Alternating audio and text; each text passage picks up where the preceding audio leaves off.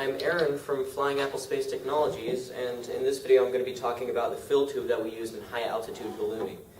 So there's a couple parts to it, and what this mechanism does is that the balloon fits over this part right here. We fix it in with this, the rubber seal right here, and then we attach the helium hose here so we can actually fill it up with helium with minimal error. That way it makes it really easy, because when you're trying to tie a knot on the balloon, on the neck of the balloon, in high winds, when it's all going over the place, it causes a lot of problems, and so this makes it so it's the easiest way possible to do it. You just cap it once you're done, and then you set it up with the flight string attached right here. So we have a couple parts. Starting off, we have the 3/4 of an inch PVC cap right here.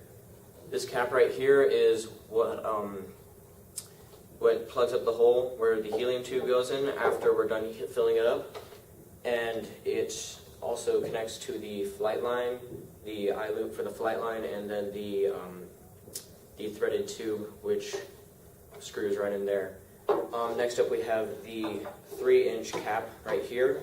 We drilled a hole in it and fitted it with a threading so these two could attach to each other.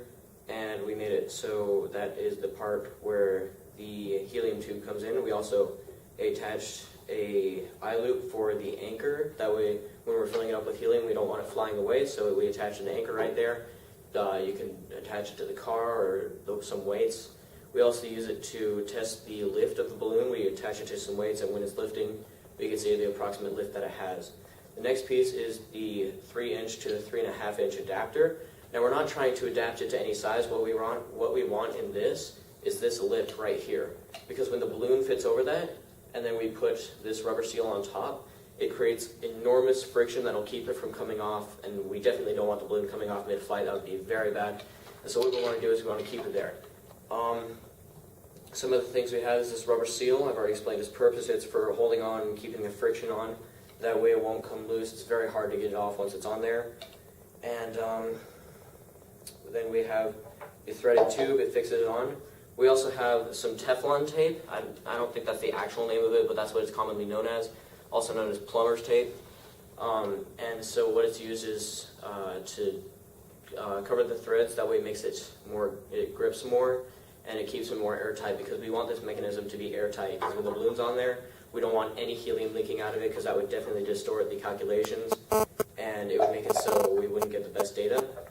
So all in all, it helps very much in filling up with the helium.